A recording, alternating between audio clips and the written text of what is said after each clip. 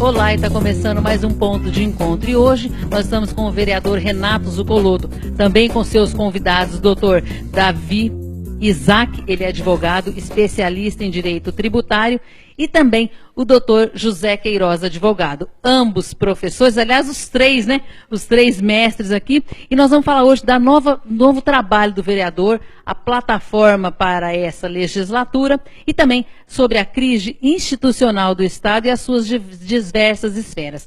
Aliás, hoje, vereador, eu estou aqui com três mestres e falarmos um pouquinho do que está acontecendo hoje, um pouquinho não só em Ribeirão Preto, mas de um modo geral no Brasil todo, né, vereador? É com muita alegria e satisfação, Jane e meus caros ouvintes da TV Câmara, que eu estou aqui para conversar um pouquinho sobre esse novo projeto. Aliás, foi uma alegria muito grande, foi uma felicidade eu conseguir chegar ao Legislativo de Ribeirão Preto. O meu pai foi vereador aqui há anos atrás, ele já é falecido há bastante tempo, e eu espero honrar cada voto recebido, honrar a tradição da minha família, do meu bisavô, que foi vereador da Câmara Municipal de Ribeirão Preto, no início do século XX, João Alves Meira Júnior. E nós estamos começando assim, com muito gás, com muita vontade. Eu montei uma equipe, como eu havia prometido, uma equipe eminentemente técnica, preocupada, inclusive, com conhecimentos técnicos, para que a gente possa fazer, Jane, projetos estruturantes para Ribeirão. Nesse primeiro mês de janeiro, eu acho importante que a Câmara, inclusive, esteja em recesso parlamentar, mas o recesso parlamentar não quer dizer que nós não trabalhamos, quer dizer que não estão tendo as sessões.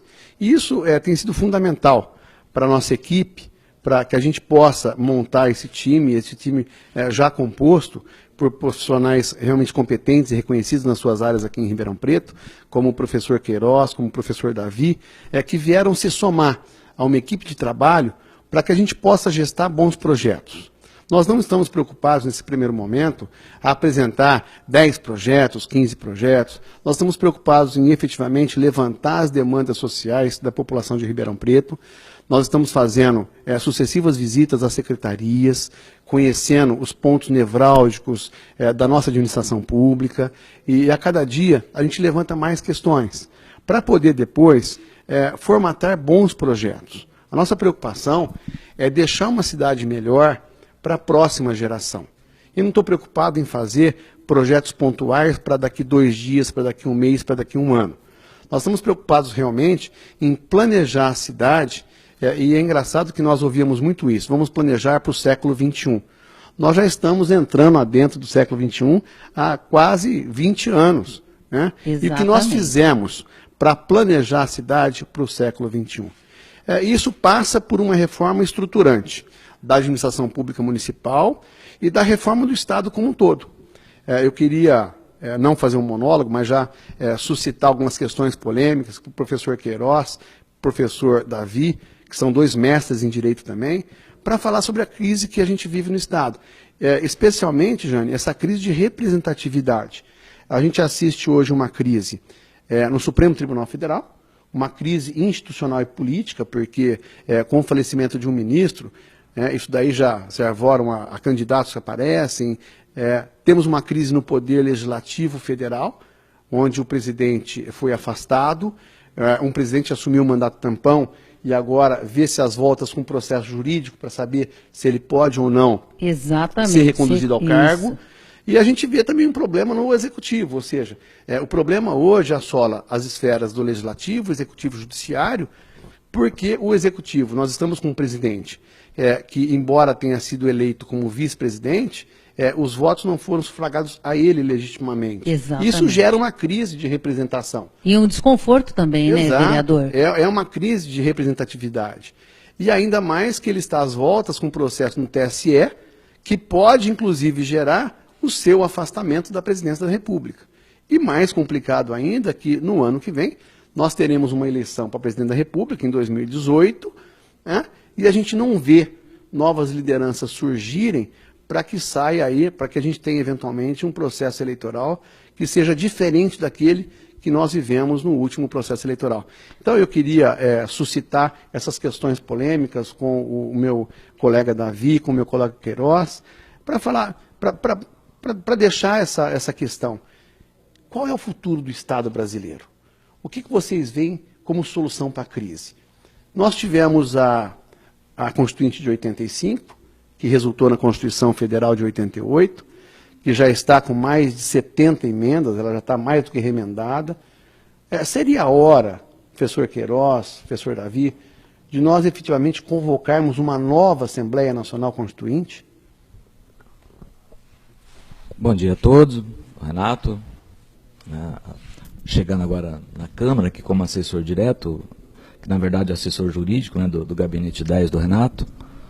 Bom dia ao Davi, que nosso chefe de gabinete. O que eu vejo é uma situação bem mais geral e não é assim uma prerrogativa do Brasil. Há uma crise do Estado e da própria democracia, especialmente em todo o mundo ocidental, né? O Brasil chega, né, nesse processo de criação do Estado, e teoricamente num Estado democrático, muito atrasado em relação a outros países, especialmente do leste europeu, né? E o que a gente observa é o seguinte: o Brasil entra com a proclamação da República, apesar de não entrar propriamente numa forma de Estado, um sistema republicano, que houvesse a participação popular. Então, no Brasil, primeiro surge o Estado para depois formatar a nação, né? E, na verdade, a única revolução que nós tivemos ainda é a Revolução de 30. Então, basicamente, as nossas instituições, dessas que a gente diz hoje que estão em crise, elas foram formatadas na década de 30. Né? E de 30 para cá, o Brasil teve crise, seja política ou seja econômica, sucessivamente. Veio num crescente, né, doutor? Num crescente. Então, na verdade, não houve, não foi dada a oportunidade ainda da integração da nação, da vontade popular, né? Surge o Estado com determinada institucionalização. Provavelmente isso poderia ocorrer no final do golpe de 64, que termina em 85, mas o que ocorre é que a crise financeira dos anos 80 afasta novamente a participação popular nesse projeto de uma formação de uma nação brasileira. Eu queria apimentar essa discussão, colocando o seguinte problema também para o Queiroz. Esses movimentos de, vamos dizer assim, insurreição do povo, que começaram a ir à rua, isso demonstra, Queiroz, esse amadurecimento e que realmente o povo estaria disposto a formatar um modelo novo de revolução. Como você diz, nós não vivenciamos isso. Mas essa saída, essa tomada de dianteira da população, saindo à rua com esses movimentos sociais, isso seria um amadurecimento do povo, no sentido de buscar essa reforma do Estado? Isso não está ocorrendo não só no Brasil. Ocorre da própria crise do Estado e da própria democracia dessa forma representativa, né? Tem o professor Antônio Negri e o Hardison, né, que eles citam que nesse processo revolucionário que está presente, ele não vai se dar através de partidos, através de sindicatos, que provavelmente a nova unidade revolucionária seria a multidão. E eles classificam essa ideia de multidão exatamente esses movimentos pontuais, né? Por incrível que pareça, a partir agora de 2014, 2015, mais da metade da população da Terra passou a ser urbana. Então isso é uma mudança muito grande, é um paradigma, né? No Brasil, nós passamos por esse processo também. Entre os anos 60 e anos 70, durante a ditadura militar e até o início da redemocratização, mais de 100 milhões de pessoas vieram do campo para a cidade. Então, em grande parte, essa população, sobretudo a pobre, negra, né, não participou de nenhum projeto de integração à nação brasileira. Quer dizer, havia o Estado, mas não havia uma nação na qual pudesse haver uma expressão dessas pessoas. Então, quando a gente vê, ainda que seja pontuais, determinados movimentos populares, né, mas podemos ver de uma maneira segmentada, quando se fala do ônibus, quando se fala de moradia, né, a provavelmente indo para a rua, né? Nesses então, isso que a gente está vendo, a população indo para a rua, é que o Negri diz que é a nova forma revolucionária, provavelmente do século XXI. Né? E eu colocaria para o Davi, esse movimento poderia culminar com uma nova Constituição? Você acha que o Estado poderia dar sua contribuição para esses movimentos com uma nova Constituição? Você acha que seria uma saída razoável para a gente conseguir aplacar um pouco essas crises institucionais que o Brasil vive sucessivamente. Nós tivemos aí 2 presidentes afastados. Eu posso cortar um pouquinho antes do Davi? Fica à vontade. Na verdade, não é o Estado dar, é a nação, é a população que tem que dar um novo Estado. Né? Porque na história brasileira o Estado veio antes. Né? Então, de certa forma, esses movimentos que nós estamos presenciando, apesar de aparecer uma crise, ela é altamente positiva, porque é uma forma de integração, né, quase que revolucionária, no caso brasileiro, da população participar na formação do Estado. E aí suas instituições que estão em crise. Fica com o Davi agora. Bom dia, Renato. Bom dia, professor Queiroz. Bom dia, Jane. Prazer estar aqui na TV Câmara. Um abraço especial aos telespectadores. De alguma maneira, eu acho que nós precisamos, de fato, passar por um novo processo constituinte. E quando a nossa Constituição Federal foi desenhada, em 1988, a nossa representação política se daria, como se dá até hoje, pelo menos no desenho constitucional, através de partidos políticos. E no instante que nós fazemos um diagnóstico do nosso legislativo, principalmente em nível nacional, a gente percebe que essa representação de alguma maneira se desnaturou. Quando você começa a olhar que as bancadas não são mais dos partidos, mas você tem a bancada religiosa, você tem a bancada da bala, você tem a bancada da bola, a bancada ruralista, significa que de alguma maneira o desenho inicial constitucional que garantia o pluralismo político como um dos pilares da nossa Constituição Federal, ele de alguma maneira não se confirma. O pluralismo que chega ao absurdo de 37 partidos políticos, né, Davi? Sim, sem dúvida. E esse pluralismo que servia ou se prestaria a garantir aquele conceito democrático do Bobbio, de democracia como um elemento garantidor de representatividade das minorias, e o pluralismo político ele tem esse viés, ele na verdade acabou por se desnaturar, acabou por ganhar um caminho diferente daquele que era esperado pelo legislador constituinte. Então, de alguma maneira, ainda que para regulamentar esse pluralismo político de uma maneira constitucional, elevar esse pluralismo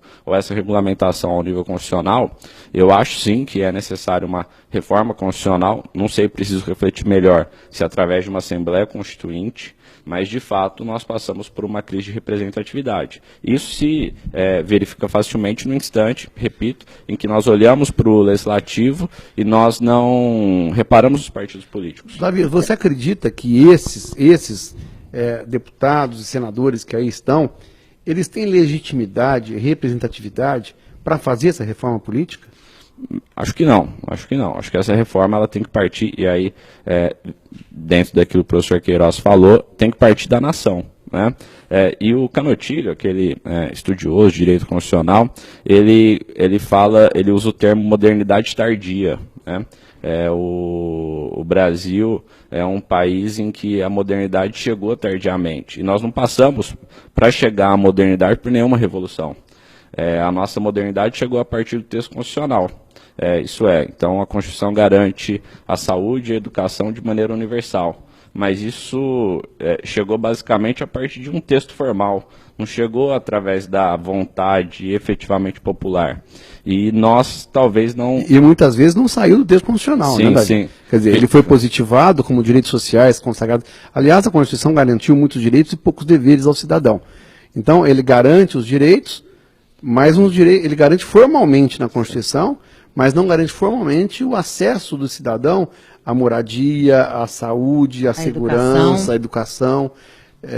E a reforma constitucional passaria naturalmente por tudo isso, né? Não para diminuir os direitos, mas como maneira talvez de, primeiro, acabar ou tentar acabar com essa crise de representatividade, que para mim é muito evidente.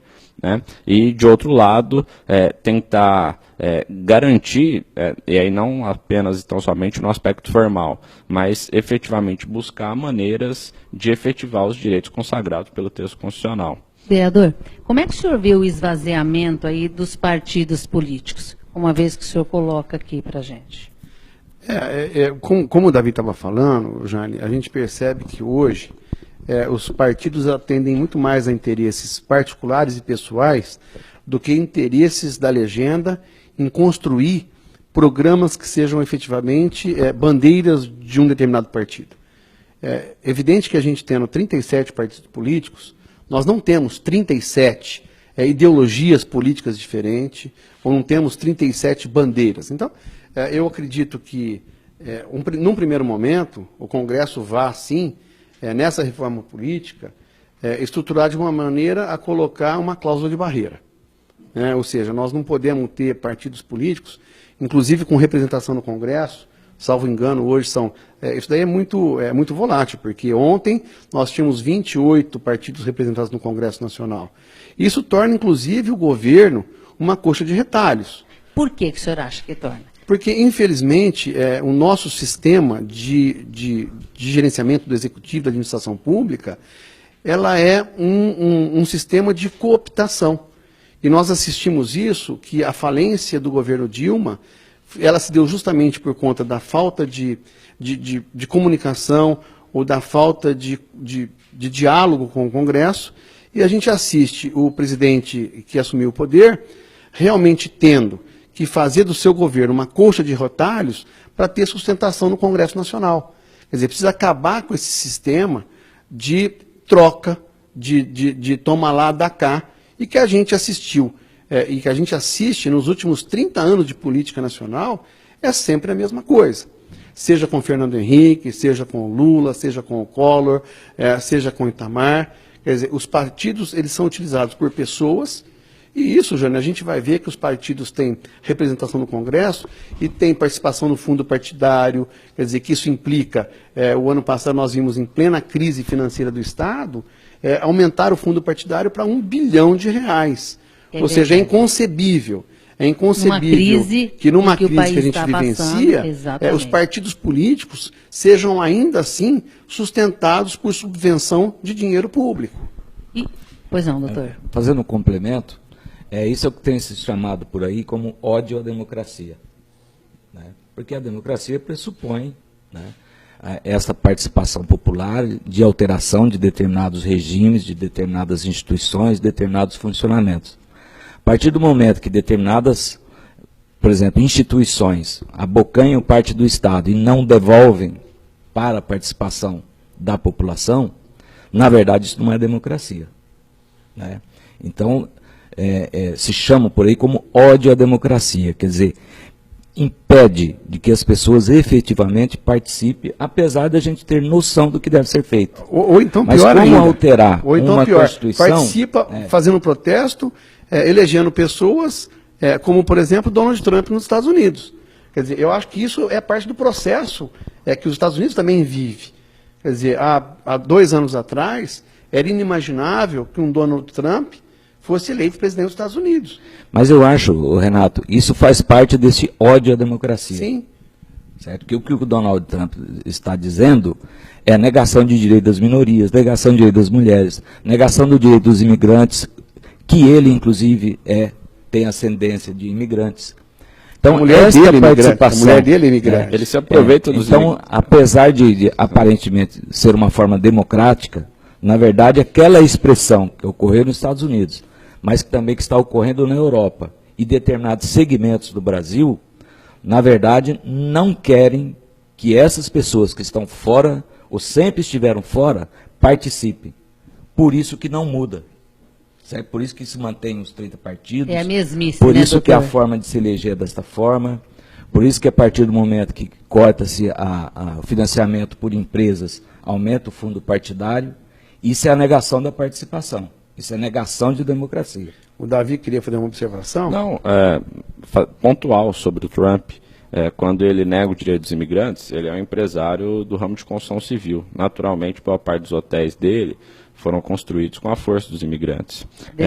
E aí, olhando assim, em nível mundial, os ingleses optaram por sair da União Europeia, embora agora a justiça inglesa tenha determinado que isso tem que passar pelo parlamento. Os colombianos não concordaram com um acordo de paz com as Farc.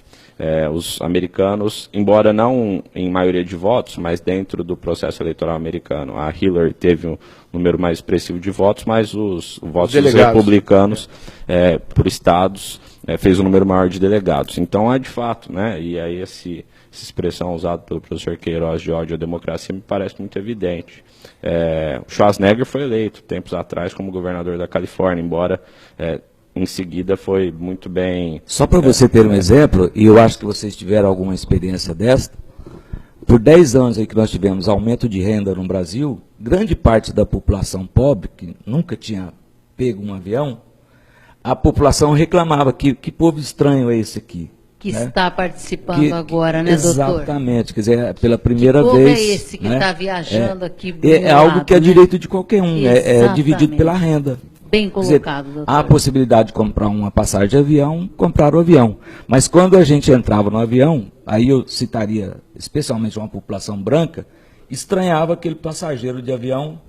Que nunca fez parte Isso. daquele mundo deles. Porque há pouco tempo atrás, quando a gente ia viajar de avião, já punha até uma roupa melhor. Sim, Por exemplo, sim. quando ia na igreja, É. esse tipo de coisa. Exato. né? De uns tempos para cá, parece que o avião virou um ônibus. Mas por quê? Avião é popular, onde o pobre... Avião não, ônibus É popular. popular, O sim. pobre, e quando houve aumento de renda no Brasil, que isso todos os índices indicam isso, esta população pôde participar. Então, às vezes não é apenas a participação política. É a participação na economia, a participação De um modo nos geral, aspectos né, sociais. São várias É inserção, formas é da inserção. né? Esta inserção, que às vezes se dá pela economia, ela possibilita o exercício de direitos de cidadania. Excluída a possibilidade econômica, você exclui A possibilidade do exercício da cidadania. cidadania. Isso é o que nós chamamos. E grande parte dessa população, certo, vota, né, em determinadas plataformas cuja bandeira é a da exclusão dessas pessoas. Sim, o Davi, o professor Queiroz falou da arrecadação do Estado, daquela sanha arrecadatória que a gente vê isso daí no Leviatã, no livro Leviatã. Com relação ao sistema tributário, e você é um professor de direito tributário, a gente passa pela necessidade da reforma política, reforma do Estado, e esse viés tributário, que há uma sanha arrecadatória do Estado, e esse dinheiro nunca é revertido, inclusive pelo aquilo que o professor Queiroz falou, esse dinheiro não é revertido para proporcionar essa inserção da população a direitos que a Constituição consagrou. É um tema também bastante polêmico, o tema envolvendo tributo. Eu não me filio àqueles que desejam uma reforma tributária. Eu, pessoalmente, acho que a nossa Constituição, no aspecto tributário, ela foi bem desenhada. Quando eu falo que não me filio àqueles que defendem uma reforma tributária, é uma reforma tributária no aspecto constitucional. Naturalmente, as leis infraconstitucionais, elas merecem alguns reparos. Mas a Constituição não. Darei um exemplo. Imposto sobre a renda é um imposto que incide sobre a renda do cidadão. E ele tem algumas faixas. Nós temos só 4 faixas. Então, o cidadão que ganha menos paga 7,5%, que ganha um pouco mais 12,5%, 15% e 27,5%. Essas faixas, que não estão previstas na Constituição, elas merecem uma reforma. Não é possível que o cidadão que ganhe 5 e já paga 27,5% pague o mesmo tanto que aquele ganha 1 milhão e paga os mesmos 27,5%. Mas isso não é constitucional. Ou melhor, isso não está no plano constitucional, isso está no nível infraconstitucional. Então, como premissa, eu pessoalmente não penso que precisemos reformar a Constituição, porque me parece que a Constituição ela é bem desenhada nesse sentido. O que me parece, não em nível tributário, mas em nível de direito financeiro, é que o Estado precisa melhorar o seu nível de gasto, ou planificar ou planejar melhor os seus gastos. Porque a população, de fato, não só a população enquanto pessoas físicas, mas também as pessoas jurídicas, de alguma maneira, já estão esgotadas. Gasta muito e gasta mal, não é, Davi? Exato. Então, Tem um planejamento aí, né, então, doutor? a reforma não é tributária, a reforma é financeira e econômica, reforma de gasto do Estado, porque o desenho tributário ele já está previsto, muito bem previsto na Constituição Federal de 88, o que me parece que a população reclama não é sobre a carga tributária, é sobre a contraprestação que o Estado oferece. Então não precisa de reforma tributária, educação, né? Precisa de reforma financeira, de maneira a otimizar os recursos que são arrecadados com os tributos. Se o cidadão tivesse com a carga tributária que nós temos, que é de aproximadamente 35%, 36%, se o cidadão tivesse contraprestação, então saúde, educação, segurança, transporte de qualidade, muito provavelmente os gastos do cidadão enquanto pessoa física diminuiriam. A PEC dos gastos, que limita os gastos à inflação do ano imediatamente anterior, Você acha que ela contribui para esse planejamento num primeiro momento, Davi? Sim, é que a PEC dos gastos, sobre um viés social, no que se refere à saúde e educação, eu tenho algumas restrições, né? Agora, em relação ao limitador de gastos para o legislativo, para o judiciário e para todos os outros gastos da União, ela me parece bem satisfatória. E o que ela fala de maneira geral se você quiser aumentar o gasto em um determinado setor, que você tire daquele de um outro para cobrir o setor X. Então, num português mais chulo, se você quiser gastar mais no legislativo, que você tire do judiciário. Se você quiser gastar mais na saúde, que você tire, por exemplo, do transporte. O bolo é o mesmo, você não pode buscar recursos que não aqueles que estejam no bolo. Me parece que, nesse sentido, a PEC nada mais fez do que regulamentar as finanças. O que me pareceu estranho em relação à PEC é a impossibilidade de você aumentar gastos sociais, saúde e educação, mesmo em situações em que o Estado cresça. Então, se o Estado crescer, por exemplo, 12, e a inflação for de 7, os gastos ficarão limitados à inflação. E aí os gastos sociais, de fato, a gente de alguma maneira vai prejudicar a população mais carente. Mas, do ponto de vista financeiro, sem querer divagar bastante, sem querer ser prolixo, me parece que a PEC trouxe sim uma contribuição bem significativa a limitar os gastos do Estado e otimizar aquilo que foi arrecadado. E só para completar, quando o doutor Davi fala dos gastos aí com os tributos, a gente, como cidadão, fala, paga-se muito, mas além de você pagar muito e não ter o retorno, você ainda paga um convênio médico, você paga uma escola, particular, se você quer uma melhora. Não tem o transporte público de qualidade. Não tem o transporte de qualidade. Então, há toda uma série de consequências. E quando o vereador fala de uma mudança aí na Constituição, hoje nós temos várias situações que, quando foi feita, não tinha. Por exemplo, a internet. Então, muita coisa agilizando, muita coisa mudando, né, doutor Queiroz, para ser revisto. Eu gostaria aí, né? de acentuar uma questão que às vezes ela passa despercebido e a gente não vê. O capitalismo está em crise, né, e há necessidade para essa recuperação de uma expansão. Então, há determinados serviços que tradicionalmente são prestados pelo Estado, que de repente é uma oportunidade de negócio do sistema capitalista, né, do qual todos dependemos. Quando a gente vê que há uma vinculação pela PEC do teto, que o Estado não pode expandir em determinados serviços, abre possibilidade de que os capitalistas avancem em determinados serviços que são públicos. E daí, praticamente, ocorre quase que naturalmente, uma privatização da educação, uma privatização da segurança. Que é o movimento neoliberal. Exatamente. Quase que é um movimento já superado, né? Hoje a gente já tem dito que é algo muito acima disso, mas é uma estratégia, né, desse movimento. Nós estamos desenhando uma nova forma de Estado, Queiroz? Provavelmente sim, né? O que se diz hoje é que nós estamos numa fase do imperialismo não ligado mais a um território e a um determinado povo, né? É um sistema imperialista que transcende as fronteiras dos estados. Então, esta política... A internet contribui para isso também? Não há dúvida nenhuma que a tecnologia contribui. Mas eu considero que sempre tivemos tecnologia. Sempre. Inovação tecnológica. Quando a gente tem o período das navegações, é um período de tecnologia também, né? De expansão dos mercados. Isso, os mercados expandem naturalmente. Então, a ideia de território ela vai sumindo. Então, esta estratégia de abocanhar outros mercados, né, ela é toda desenhada num plano que não é local. Isso é um plano multinacional do imperialismo econômico.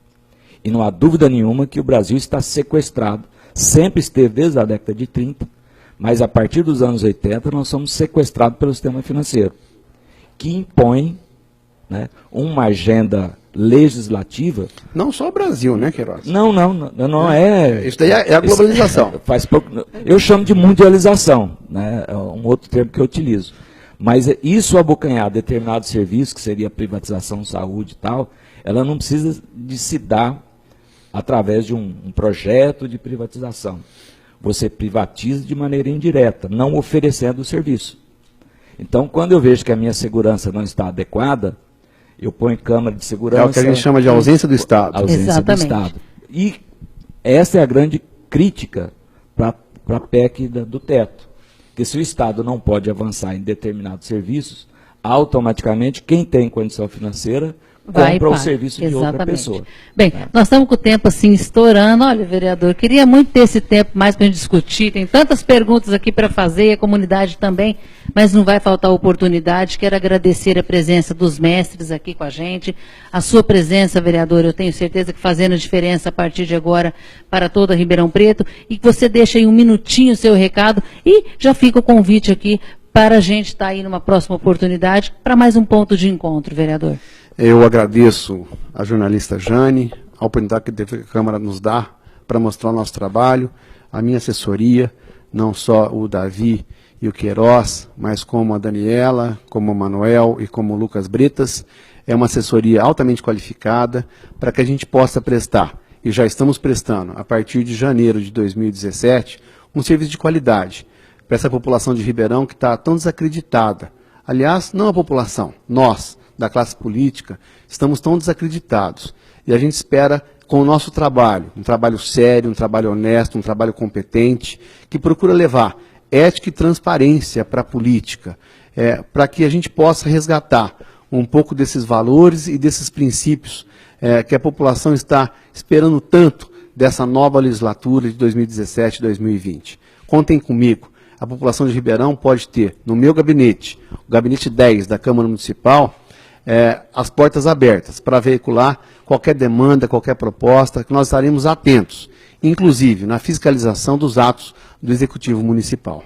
E aproveitando o vereador Zucoloto, a gente faz um convite à TV Câmara Municipal de Ribeirão Preto, a todos vocês, telespectadores. A partir de fevereiro, terça-feira, às 18 horas, aqui na Câmara Municipal. Venha participar, venha fazer a diferença no plenário. A gente espera vocês.